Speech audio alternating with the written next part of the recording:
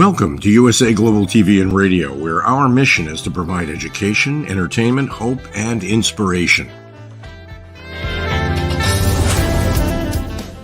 USA Global TV and Radio connects you with experts and audiences all around the world every single day to help you succeed in business and to live a richer life. Visit us at usaglobaltv.com to learn about career and life-changing training and mentoring programs like the Listening Mentor. Subscribe to our newsletter to stay informed about our special programs and offers.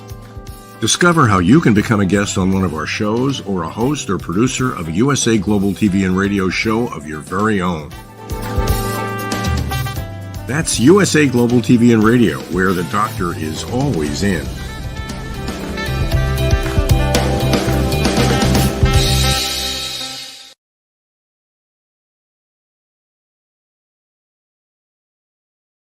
A very good day to you wherever you are in the world.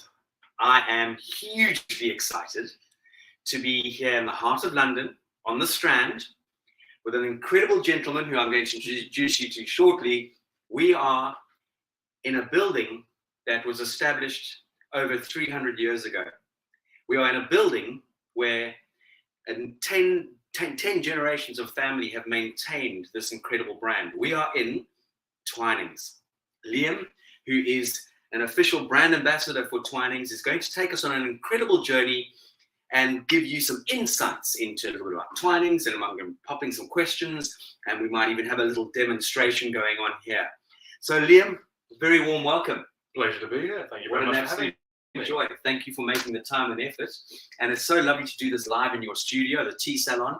For any of you who come to London, we bring our guests to Twinings, and we have the most wonderful experience with Liam taking you on an incredible journey here at the Twinings tasting room. Liam, Twinings, 317 years old, correct? I'm afraid so. Who was the founder? So that was Thomas Twining. That was back in 1706 when he purchased Tom's Coffee House, originally facing onto the back end of this location here.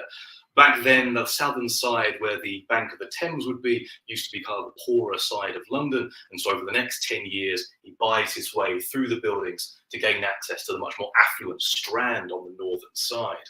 In 1717, he opens the Strand side doorway and starts selling his tea to the good and great of London, directly from his tea store here. Twinings wasn't the first to start selling tea in London. That would be a chap named Thomas Garraway in 1657, but he was the first and longest lasting tea industry here in central London, certainly. And it's just grown through the generations, is that correct? Yes, so Twinings the family of Twining no longer own the company. We fall under the ABF umbrella, but the family is still very closely knit with the company. Stephen Twining, the 10th generation of the family, still works with us on a very frequent basis. We see him coming in every so often. Pleasure of a gentleman, and yeah, we always look forward to it when he comes to visit. Wonderful. And in this room here, there's so very bad English, so many wonderful paintings of various generations that have walked through the door and part of the family. And on my left-hand side, to Liam's left and my left, there's Mary. I'd love you, because I was fascinated to hear about Mary. Yeah, absolutely. So after Thomas passed the business over to his son, Daniel ran the company. He was the first Twining to start exporting tea overseas back to mainland Europe and then to the United States, including the mayor of Boston. But sadly, Daniel passed away fairly early on in life due to poor health, leaving his wife Mary to pick up the pieces and run the Twinings Tea Company, the Golden Lion Tea and Coffee Company as it was then known, basically by herself for the next 18 to 20 years until her son Richard joined her in running the business as a family. During this time period, tea was going through a bit of a turbulent time economically speaking, mainly because there was an incredibly high import tax imposed on the bringing of tea into the UK, 119%. Ever since the time of Charles II, that import tax had grown and grown and grown over the decades, over the past 2 centuries, until it gets to the point where really only the very wealthy could afford to buy tea.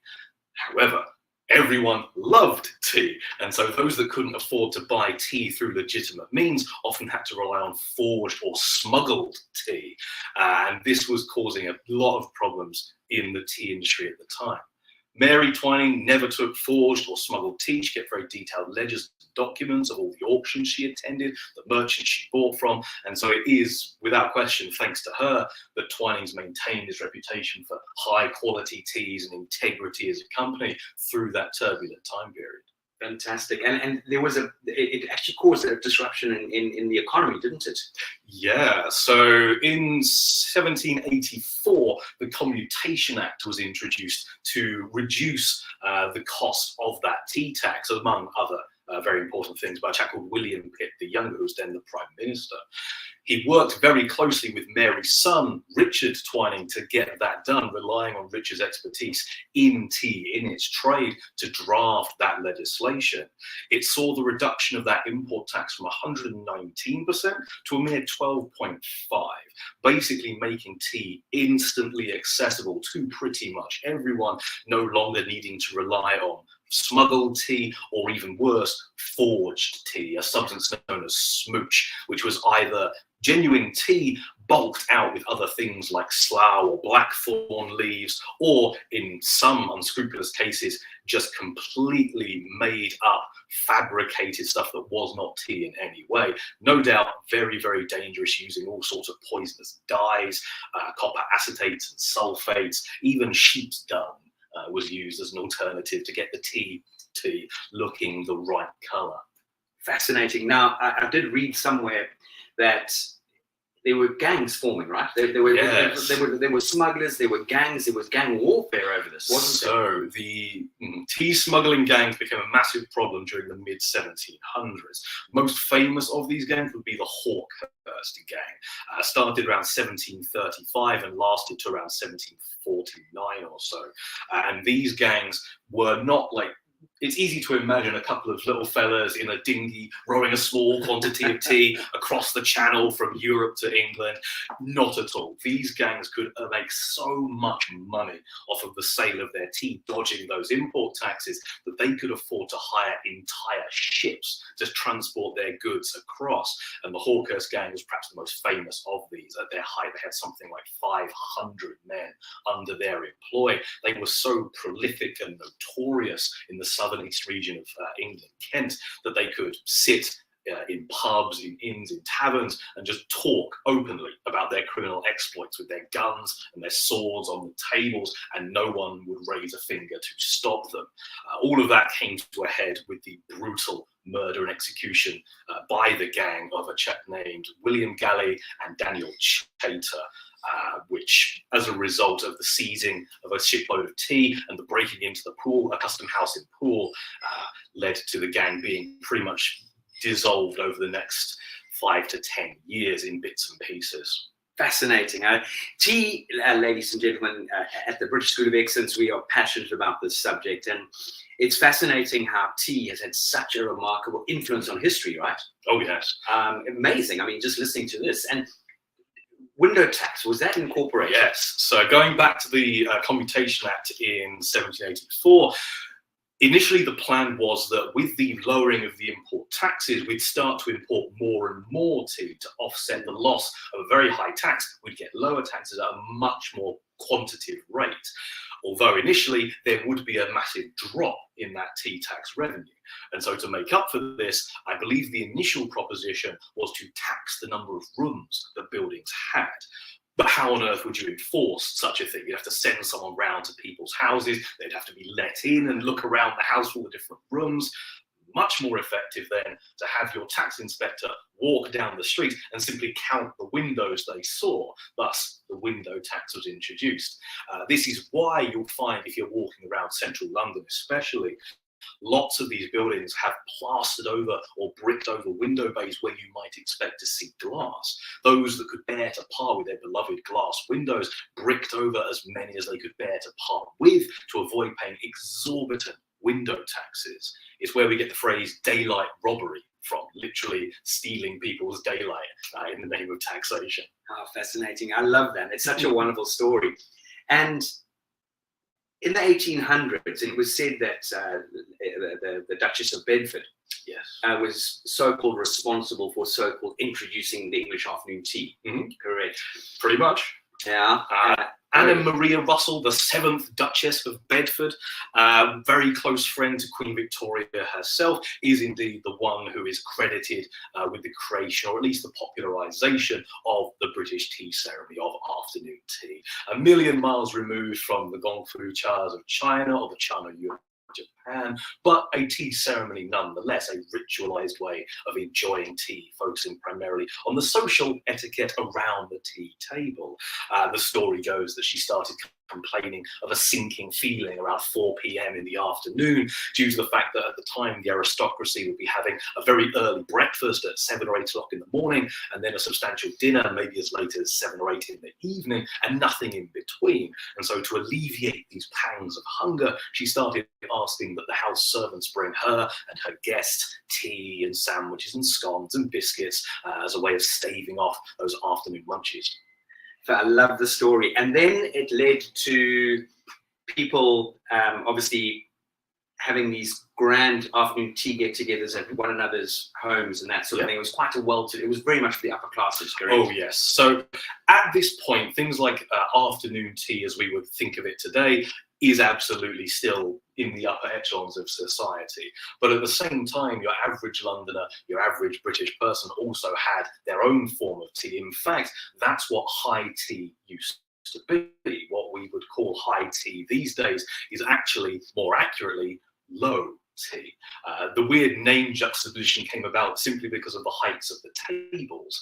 Your aristocracy would be having their afternoon tea at a low trestle table in the garden, the lounge, under the pagoda if they had one, whereas the average British working class family, they would have their strong black end of the day tea with their evening meal at the high table of the house, the dinner table itself. And so the low had high tea and the highborn had low tea. And over the years, the names have become a little bit intermingled because it's hard to look at afternoon tea, always find china and silverware, the 3-tiered cake stand, and not think, oh, yes, this is high tea. Yeah, and it couldn't be further from the truth. And that's fascinating. And there are many hotels that, like you've traveled, and I want to talk to you about your travels. You see beautiful hotels advertising high tea, which is obviously not the correct term for it. And at this point, they're synonymous. We're not going to call them out for it. Now, with regard to this journey, this then had an influence on clothing, didn't it? Yes, you even had tea party dresses. There's a whole kind of area of fashion centered around presenting yourself for afternoon tea. This even tied into the old, by this time old tradition of tea caddies, ways to keep your tea safe and secure, because harkening back to those times when tea was a very expensive commodity, of course you need a place to keep it safe.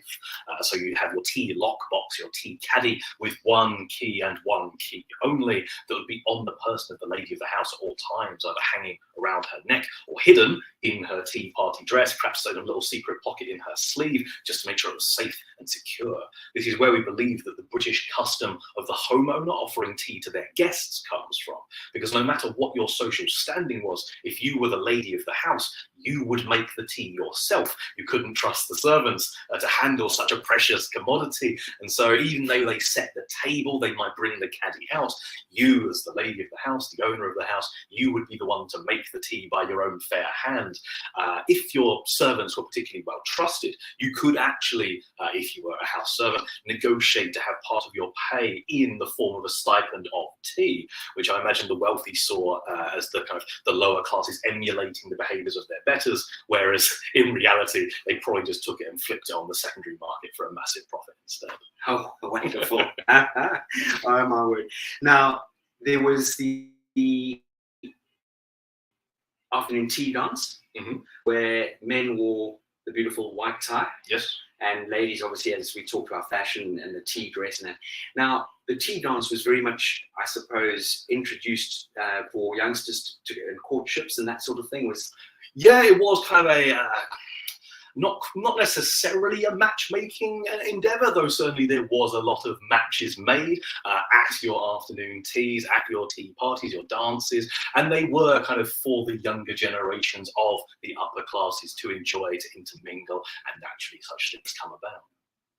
Liam, backstage we were talking, and our wonderful producer asked you a question about how popular is tea in the world today? Where does it sit in, let's say, when we talk about beverage? Tea is still, and has been pretty much since its inception, the second most popular drink of the human race, second only to water. Alcohol in its various forms, probably in aggregate, catches very close behind, but when it comes to the human race's favorite drinks, it's water, it's tea, and tea has been the number 2 for as long as we've had hot water to boil things in. Fascinating, fascinating. I love it. I love this history. You're mindful of information. I hope you're all enjoying this. This is just for me. I'm lapping this up. Loving being in the tea salon, tea studio here with Liam. We are going to get onto some fun things shortly. Tell me, when it comes to your passion for tea, I know you spent some time in China. You landed up there just before COVID, is that yes, I went out to China to teach English as a foreign language back in February of 2018. I was initially meant to be there for a year and a half. Then the pandemic happened, and I was stuck out there for another half a year to year and 2 quarters or so. It was a very interesting experience. I learned a lot. Sadly, I wasn't as exposed to tea as you might expect. I had plans to go and visit tea gardens where I lived in Hangzhou in Zhejiang province, but sadly the pandemic very much put a stop to those plans. And so my love for tea really burgeoned when I came back to the UK, funnily enough. I returned in 2021, and originally I was teaching online, as that was what my vocation was at the time, but I found that teaching online, ironically enough, not dissimilarly from what we're doing now, wasn't for me.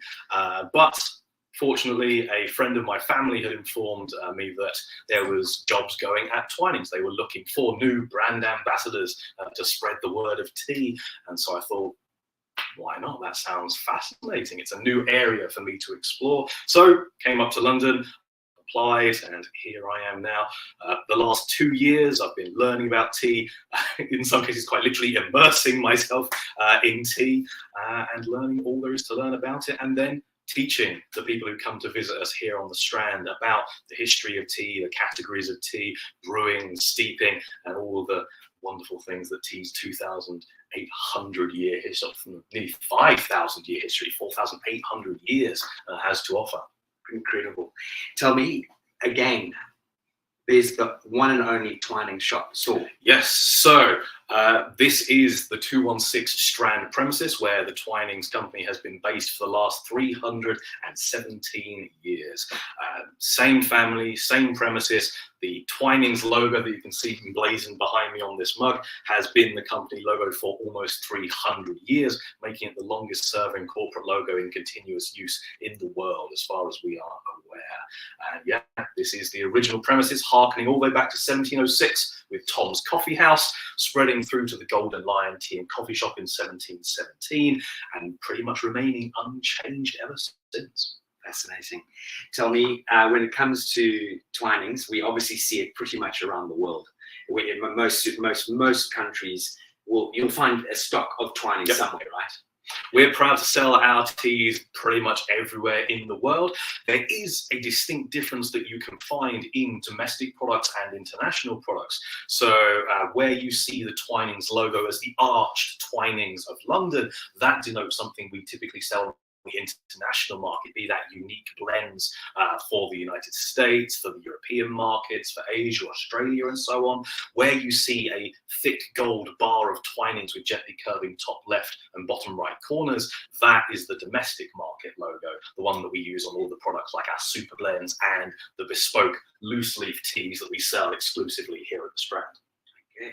But people can walk in here, and are you able to create a tea for them? Could you blend a tea for them? We absolutely could. We offer a number of experiences here at Twinings. There's the classic masterclass. That's something that all of our brand ambassadors are trained to deliver. It goes through the history of tea, the history of Twinings, the 6 categories of tea, the plant's biochemistry, ethics, and economics in tea production.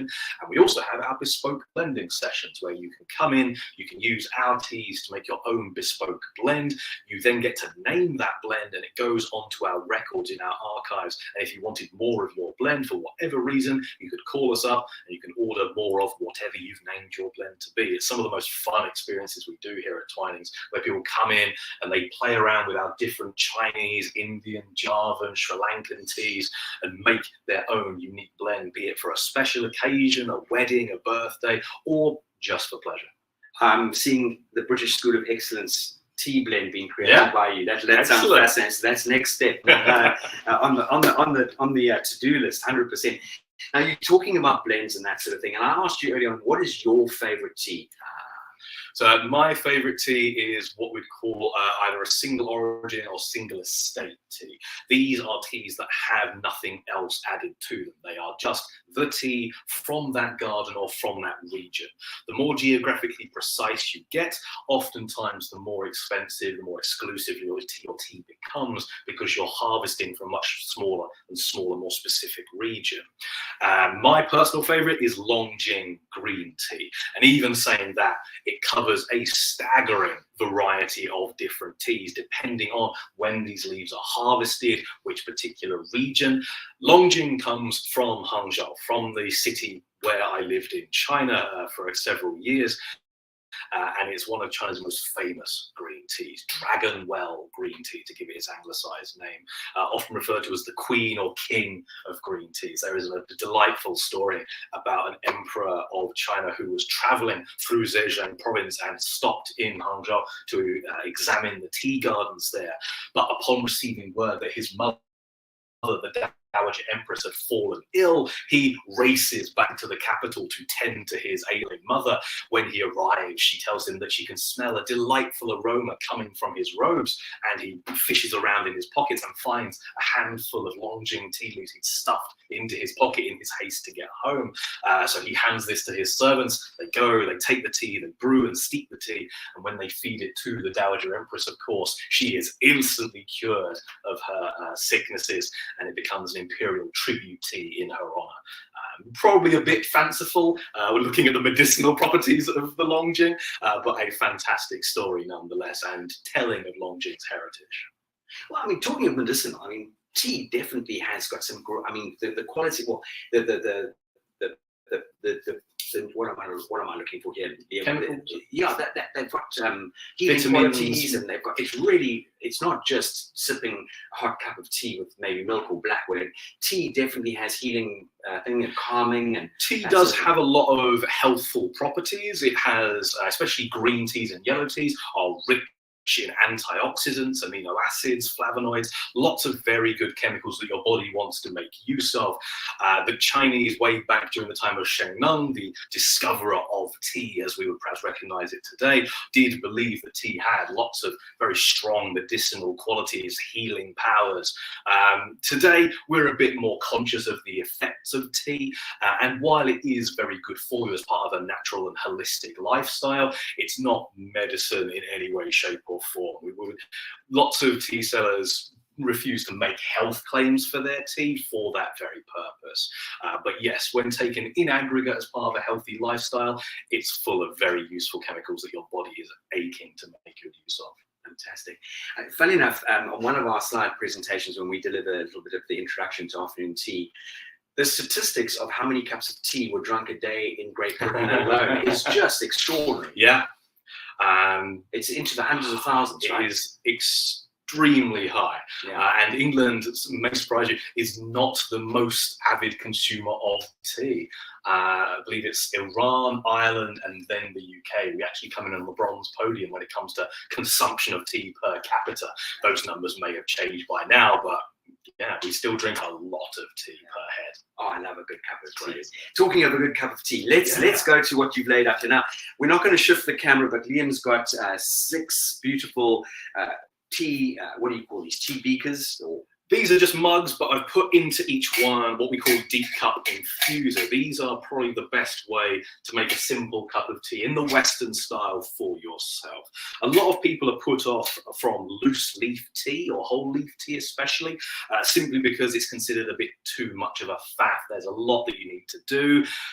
Absolutely not true. Like, when you are used to making loose leaf tea, it's no less inconvenient than using a tea bag, getting that out of the box and popping that in your mug.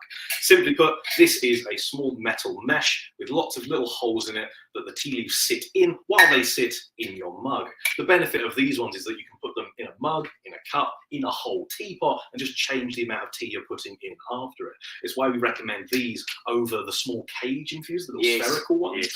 They look really beautiful and they're fine for making one cup of tea at a time. But if you're trying to serve multiple people or infuse a larger teapot, you're going to want one like this, or perhaps you get yourself a teapot with a built-in infuser, which can be very, very useful if you're preparing to make lots of tea for lots of people, and especially if you want to reuse the leaves.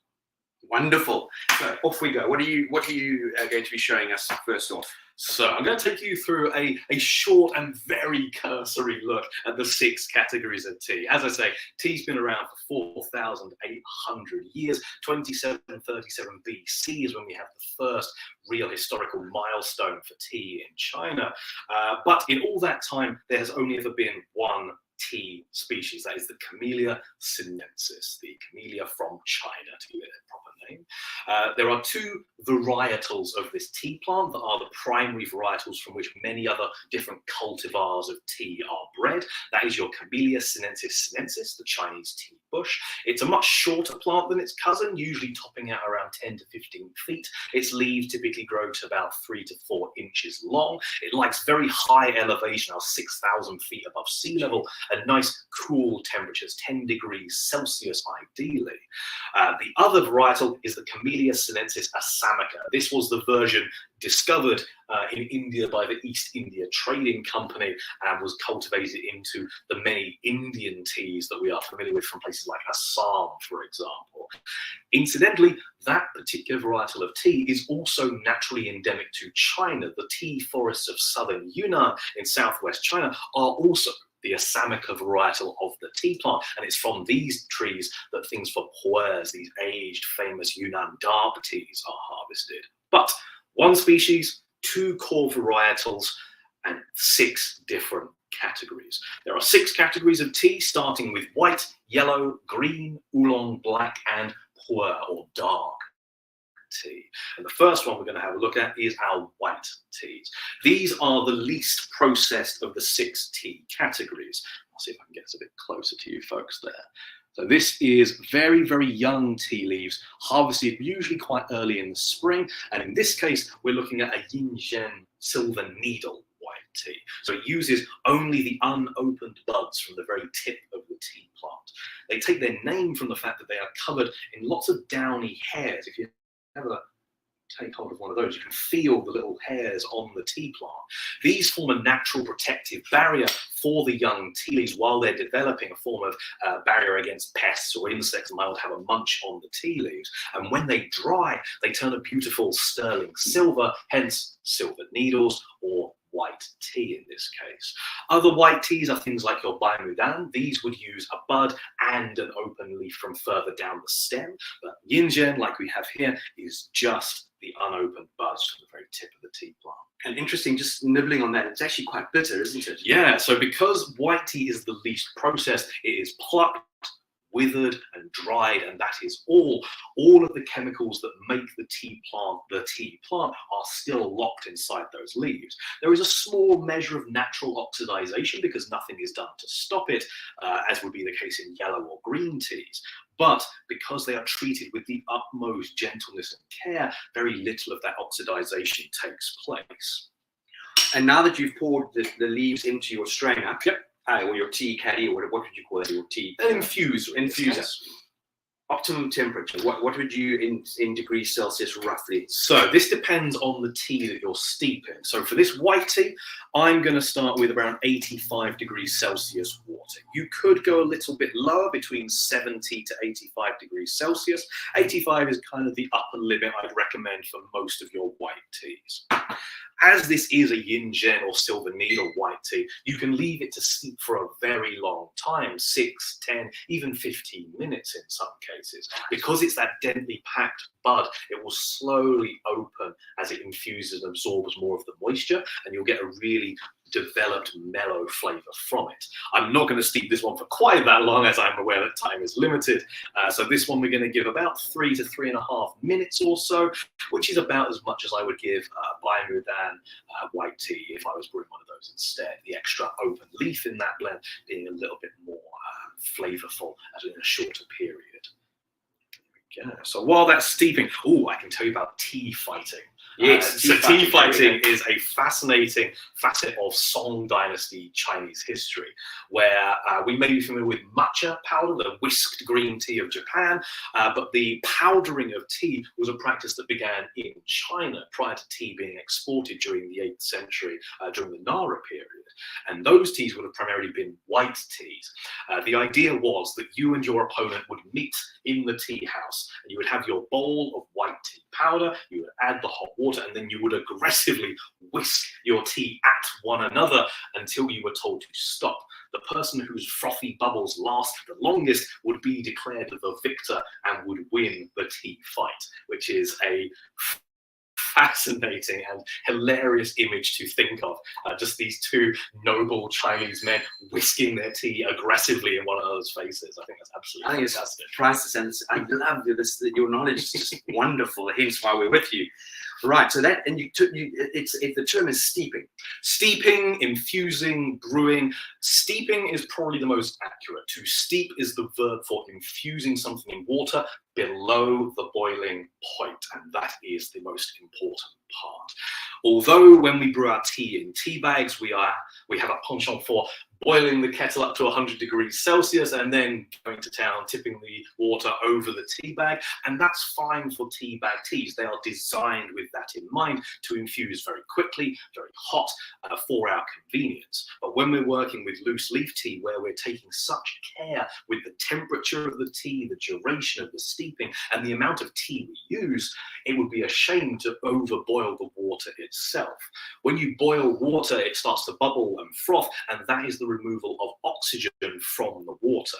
It's why it's always best to use cold water, fresh from the tap, then boil it, then use it on your tea. Ideally, you don't reach the boiling point. You stop at around 94, 95 for even your darkest teas, allowing the water to retain some of its oxygen content to give you a richer flavor.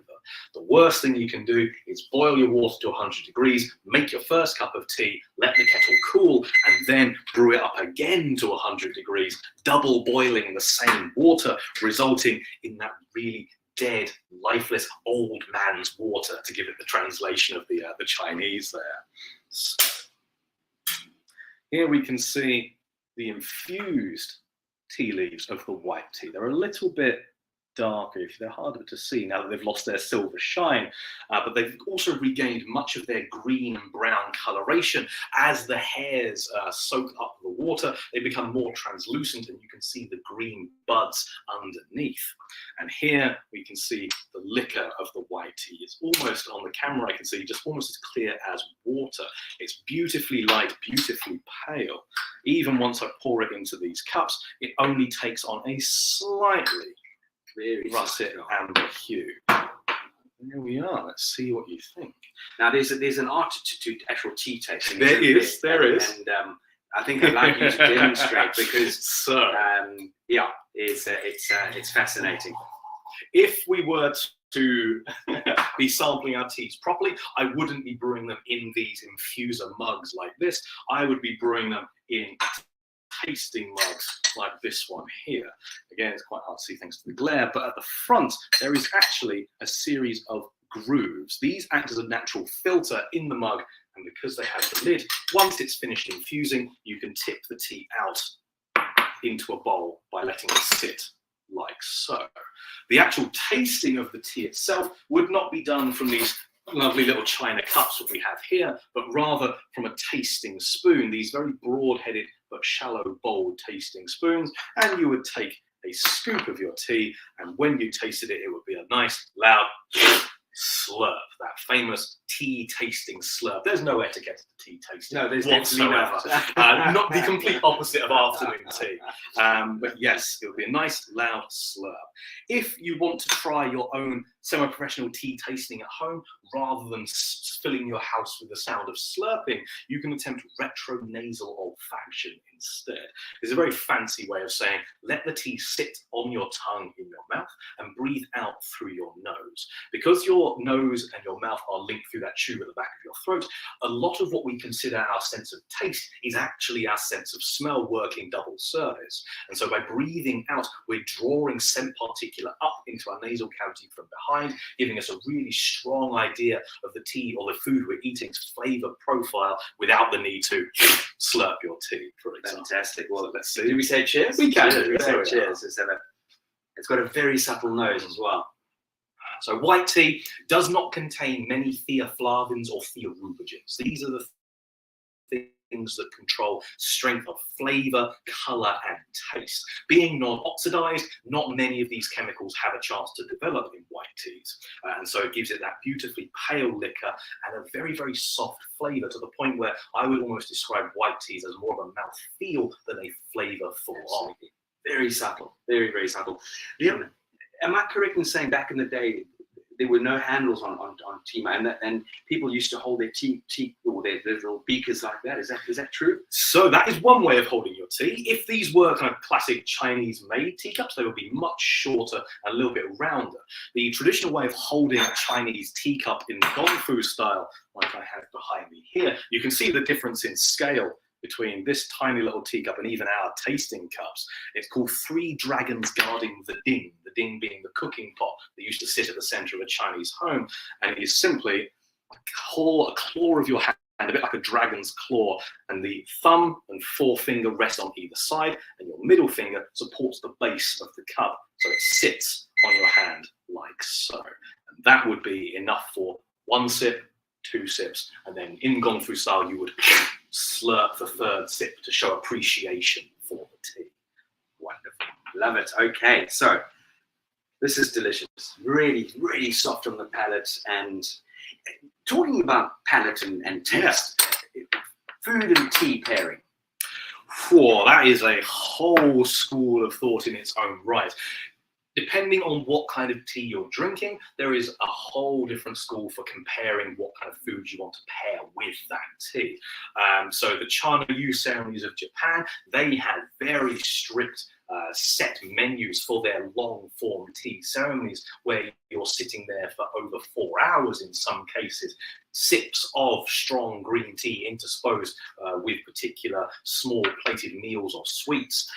Afternoon tea, of course, is accompanied by a plethora of goodies: scones, strawberries, creams, savory sandwiches, small cakes, confectionaries. That is much more free form. It's much more to the taste of the individual. But yes, you could absolutely spend days, if not months or years, finding the perfect accompaniment to your preferred brew. Yeah, wonderful. While you're brewing them, so the next one you're going to bring into play here is? So the next tea we're going to look at is yellow tea. This would be the one I'd be most surprised of if you heard of before, or if many of our viewers had heard of before. Yellow is the rarest of the 6 categories of tea, to the point where, I'd say, most people don't even know that it exists. It's believed that initially, according to some schools of thought, yellow tea was the very finest green tea presented to the imperial families of China. But over the years, as various tea farmers and producers competed for the right to give their tea as tribute to the imperial family, the methods for making it changed by accident or by purpose until it was something completely different. Much like green tea, they are very closely related. It's usually the top 3 or 4 leaves from the plant, plucked usually quite early in the year as well, pre-Qingming festival, the new year, to give the finest quality. But if you were to take an apple at home and you slice the apple in half, what visual change you often It starts see. to brown, right? It starts to brown. This is what we call oxidization. It's the breakdown of the cellular matter inside the plant by exposure to oxygen after you've broken the cells. It's this oxidization and the leaking of the chemicals within the plant cells that mingles and forms theaflavins and theorubigens. We don't want this to happen in our yellow tea or in our green teas and white teas. And so to stop this from happening, we lock the enzymes within the plant's leaves when we're making green or yellow tea. This is typically done in one of two ways. The most prevalent method in China, and the method that's primarily used for yellow tea, is pan firing or frying, depending on who you ask. Pan firing is simply the tossing of the raw leaves after they've withered for a short while into a heated metal pan or wok, usually starting at around 185 degrees Celsius and climbing to 200 degrees over a span of 5 to 10 minutes in some cases. The leaves are pressed against that hot metal, and the contact with the hot metal is what denatures the enzymes in the leaves, shaking as it's called, killing the green, preventing them from breaking down during the rolling or the pressing or the shaping, and retaining their natural green coloration. The yellow tea's next step is what makes it unique. It is then taken and wrapped up in damp cloth called cow paper. This smothers the tea leaves and cuts it off from oxygen. While cut off in this way, it begins to ferment. The cells begin to break down through microbacterial involvement, oxygen-free or anaerobic enzymatic breakdown instead of aerobic enzymatic breakdown. This is why yellow tea and Pu-erh, which we'll get onto at the end, are the two fermented teas. Oxidization is not fermentation. It used to be that we refer to all black teas, oolong teas, Pu-erh teas, oxidized teas as fermented, but as understanding has developed and is still developing, we've moved away from oxidization and fermentation being the same into distinct entities. So this, again, I'm brewing at very low temperatures, only 85 degrees Celsius. Personally, if I was brewing it at home, I might even brew it a little bit lower so that I could reuse the leaves several times over. But here we're going at 85 degrees Celsius. I'm only going to give this about 3 minutes. Okay. Green teas and yellow teas are the easiest teas to ruin. They are the easiest to burn and scald, the most susceptible to high temperatures. One of the reasons that lots of people have a bad experience with green teas in cafes or restaurants is because the knowledge of making green tea is nowhere near as prevalent as the knowledge of making your classic black teas. As a result, your restaurant server, your cafe waiter or waitress, they're doing a million other jobs and they may not know how to make green tea or have the luxury of the time to do so. And so they boil the kettle up, they pour it over the tea bag or the leaves, and it scalds them, releasing all the chemicals inside much too quickly, resulting in that very bitter, unpleasant flavor that has become kind of synonymous with green tea, which often gets hand-waved because we think green tea, it's medicinal, it's good for you, therefore it has to taste bad. Absolutely not the case. Things like yellow tea, things like green tea, they only need to be brewed at very low temperatures for short periods. In fact, I'm going to stop this one about half a minute short due to the slightly higher temperature. You can still see, again, it's still a very light liquor, but it has a slightly stronger, brinier nose to it. Yeah, very much so.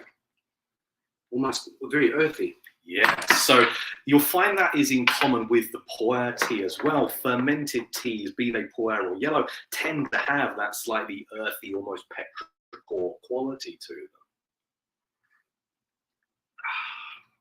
Good stuff. Yeah, it really is good. That is beautiful. And I see exactly what you mean, because absolutely, I've like you, I'm not as anywhere near as knowledgeable as you are, but I know what I like and I don't like. And I've had the privilege of being in China on numerous occasions and with people who really love it. And I've been taken to some of the tea plantations, and it's fascinating. I've seen them doing the pans, and that's it's mind-blowing. And yeah, when someone's who doesn't know what they're doing or haven't been taught, then and you get served because you think, oh, I just feel like a green tea, and it comes and it's bitter, and you think, oh, and it's not really drinkable. No, in many cases it's not, sadly. The best way is when cafes know like their servers have training in dealing with teas. That's fabulous. If not, Always ask if they can bring you the tea with the tea bag still in it. That way you can decide when the tea bag comes out and you don't have to rely on someone else doing it for you. Absolutely delicious. I love the first one, but I think this really is something quite special. Excellent. Just talking of special and noticing a difference in flavor, the cost of these sort of things. Give me some idea of what you're paying per gram. So, it can vary wildly.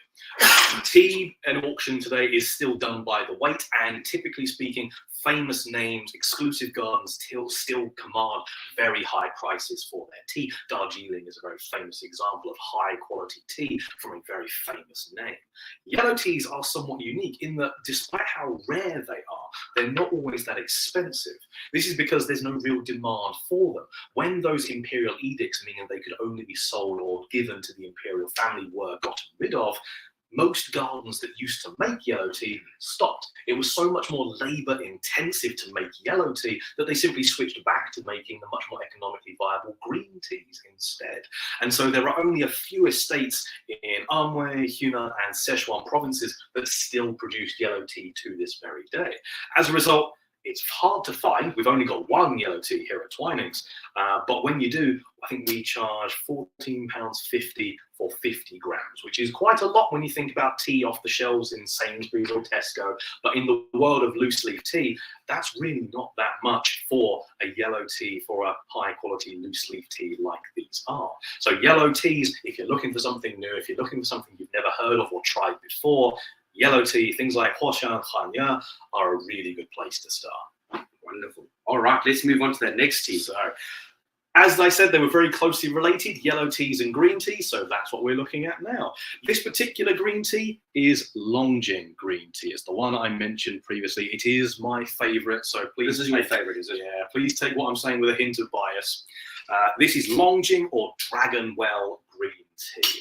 And it's produced in Zhejiang in southeast China, specifically around the West Lake of Hangzhou. This is what we call Xihu Longjing or West Lake Longjing.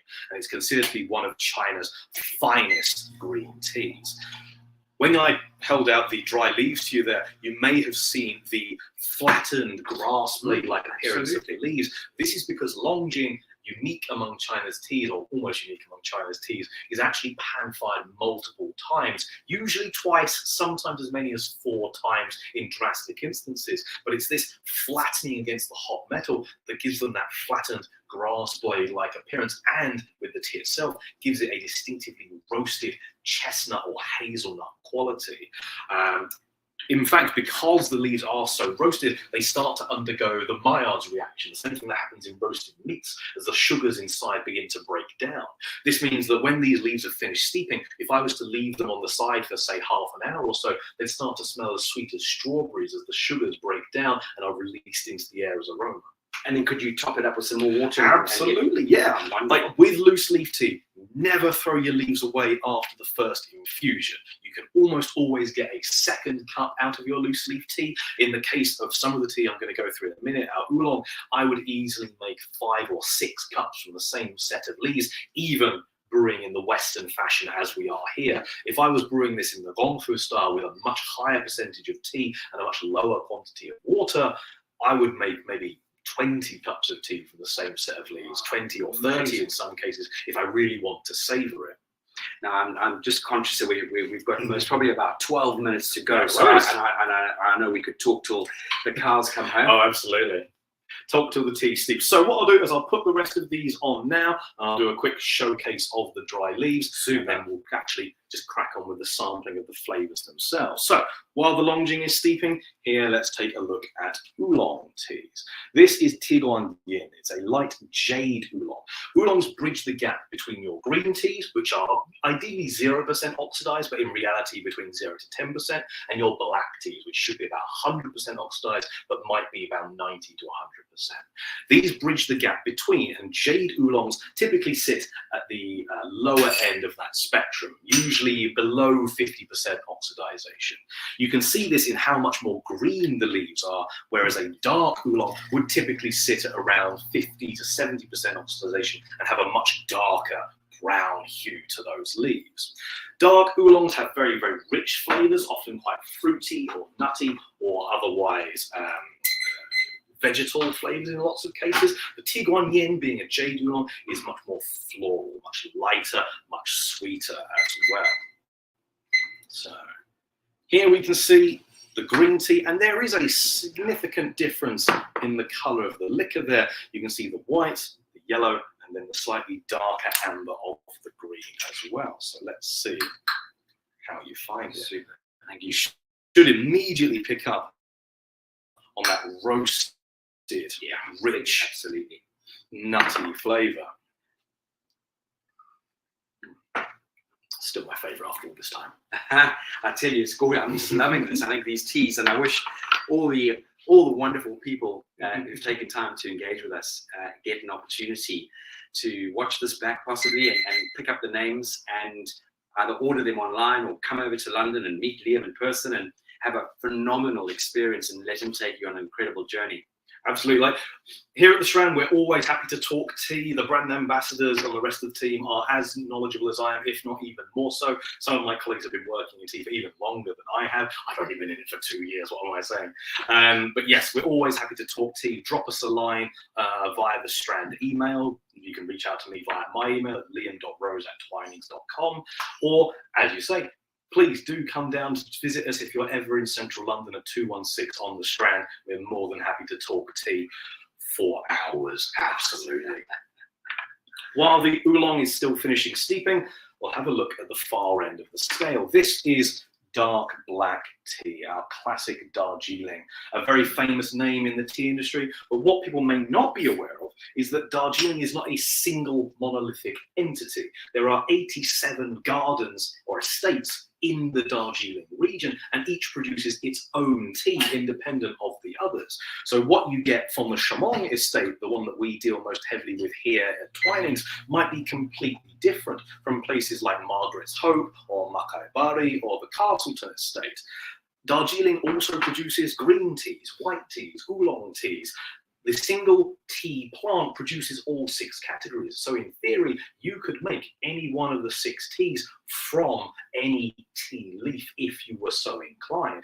But Darjeeling, most famous for its black teas, for its strong muscatel, fruity notes, but light, delicate overall body. A far cry from the strong, robust, malty black teas of breakfast blends like Assams or Nilgiris down to the southwest of India. Assam is the one that we're probably the most familiar with. It's usually what's put into our tea bags in the form of CTC or cut tear curl teas. These are the strong, rich Assam blends that form the basis of most of our breakfast teas, and are one of the few teas I would recommend pairing with milk. And again, we can see a slight darkening in the colour of the liquor. That will change significantly when we get onto the black tea, as this Tiguanyin is still quite close to the green tea end of the spectrum. This, for me, has got a wonderful aroma of almost being by the ocean. Oh, interesting. Yeah, it's sort of, it's growing up in Africa, being quite close to the coast. It's got that, like a sea breeze smell to it. I think it's wonderful. This particular oolong comes from Wuyi in Fujian, China, and it's famous for its floral notes because it grows in the same region as lots of very floral jasmine plants, which impart their character onto the tea plants through the terroir of the soil. You often hear terroir in response to things like wine. The same thing applies to teas. The soil in which it grows is very important. Darjeeling then is famous for that softness because of the very high altitude at which it is grown in the foothills of the Himalayas, and because unlike most Indian teas, it does not use the Assamica varietal of the plant, but rather the Chinese Sinensis varietal of the plant, transposed by British settlers later in the 1800s. So here, let us see how you like it. And there we should see a real difference in the colour of the liquor itself, that beautifully rich, dark amber colour. If I was making a CTC Kenyan black tea or a Assam, for example, that would be an almost ruby, crimson, dark amber colour. But here the Darjeeling with its beautiful, light, fruity flavours. Now, people talk about the Darjeeling first flush, second flush, the champagne of teas. Yep. Champagne of teas is a name that I would personally attribute to the Pu-erh, but that's for another reason. Champagne obviously has those high connotations of quality in its name. Darjeeling is very much the same. Darjeeling teas, the first flush is the very earliest harvest. It's a spring harvest early in the year, kind of end of February, beginning of March period. It's quite a short harvesting window, which means you don't get a lot of tea that you can harvest from it. As a result, those teas are very, very exclusive and very expensive. They are so light, in fact, that if I was brewing it, I would brew it as if it were an oolong tea, around 90 degrees Celsius for 3 minutes, whereas black teas, typically 94 degrees, 95 degrees for 3.5 minutes. The leaves of a first flush Darjeeling are often very green, very sweet, very floral, whereas a strong second flush Darjeeling, like this one here, is summer harvested, much more fruity, much more nutty, slightly more full-bodied, while still keeping that distinctively light Darjeeling character. It's beautiful. One could add a touch of milk to this, as you say. You might, but I would ask you to do it while I'm not looking. Darjeelings don't typically want milk added because they are based on that sinensis varietal. They're much lighter, they're much sweeter. Adding a splash of milk might not go awry if that is your taste, but I would advise drinking it black first and then adding a splash of milk to taste. Otherwise, you run the risk of losing those fruity, floral notes that are otherwise present in the Darjeeling. The last tea I'm going to show you folks then is the 6th category. This is Pu-erh. And here we have a 12-char Pu-erh tea cake. This is ripened Pu-erh. It's split into 2 broad categories. We have our ripened Pu-erh and we have raw Pu-erh. Raw Pu-erhs are incredibly sought after. They are very, very famous teas from Yunnan, the birthplace of tea. If it does not come from one of the 286 villages of Yunnan and Pu-erh, it should not be called a Pu-erh tea at all. It is a dark tea, hair cha, to give it its other name. This comes in the form of a pressed tea cake, which has been steamed once the malcha has developed, which I'll talk about in just a second, pressed into shape and wrapped in paper to undergo bacterial aging. And like with the black tea, I'm going to brew this one at around 95 degrees Celsius for about 3.5 minutes. But whereas with black tea, you're really looking at 2 or 3 infusions maximum. Here with the Pu-erh, you can just keep going for as long as you want. As many steepings, as many infusions as you can get out of it. Maybe steep it a little longer each time just to maintain the flavor, or steep it for slightly shorter or the same to track the flavor as it changes through each of the infusions. As I say, tea, very, very old. The oldest tea plants that we know of are those semi-wild tea forests in southwestern Yunnan in China. Some of these tea plants have been clocked in at over 2,000 years old and are still producing tea to this day. It's absolutely amazing. The Pu-erh that we have here is, as I say, the ripened form. The raw form takes much longer to create. The tea leaves are plucked, they are withered, they are pan-fired, they become a green tea, mao cha, and they are heaped up into these massive piles of finished tea leaves. And over a course of maybe 70 to 90 days in some cases, as short as 40 days in others, those leaf piles are exposed to the elements of the Pu-erh Valley. Microbacterial culture starts to develop, fungal colonies start to break down the tea leaves. It undergoes a shift in state until it is fully oxidized, dark black, and a very, very fine, almost dense tea mulch. This is then taken to the factories, steamed, pressed, shaped, and wrapped in paper and left to age in underground storage for sometimes as long as 150 years. Some of these ancient Pu-erhs can be extortionately expensive and have flavors that have developed literally over a century or so. Behind you here on the shelf, I actually have a bean cha tea disc. This is a frisbee-sized solid block of pressed Pu-erh tea. This one we've had for quite a while, and technically that is still aging, so maybe we'll crack into that someday in the far future. The shoal or ripened Pu-erh undergoes a much more mechanical process. Rather than being left to the elements of the Pu-erh Valley, it's steamed, it's sprayed with enzymes taken from previous Pu-erh cultivation to kind of kickstart the elemental breakdown process, and then it is heated up under thermal controlled blankets. This gives the tea workers control over the speed at which that microbacterial breakdown, that fermentation occurs, and means that you can produce it much, much faster.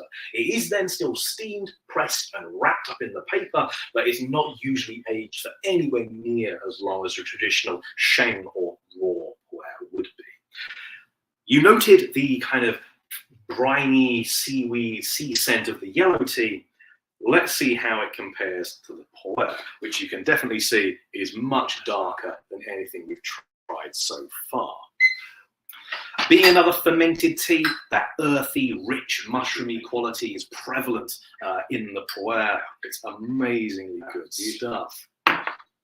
One of my absolute favourites. Although I have heard it called the Marmite of teas. You either love it or you hate it.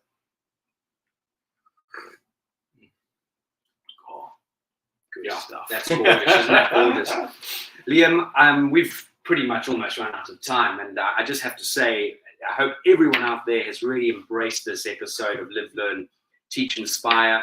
It has just been, for me, an absolute honour to engage with you, and I thank you so much for giving us such a wonderful quality time. Not only quality time, I mean, you're like a walking encyclopedia. I mean, honestly, we have only just scratched the surface. There is so much more to cover, and it has been a genuine pleasure to talk to all of you about the history of tea, about Twinings in particular, and just to take you through on what is really just the most Cliff Notes examination of some of these amazing teas. Thank you, Liam. It's an absolute absolute pleasure. Really, thank you to very all much of you for taking the time to watch this wonderful episode. Do engage with us in the very near future. Lots of things coming up.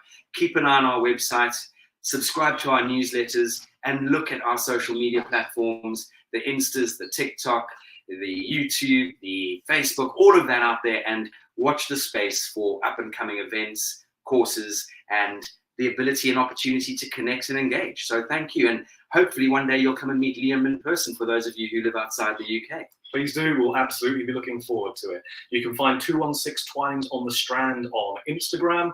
Or, as I say, reach out to us at the.strand@twinings.com, or to me directly. You can always email me at liam.rose@twinings.com. That leaves us to say goodbye, and wherever you are in the world, enjoy either your evening, your afternoon, or your morning. Best wishes.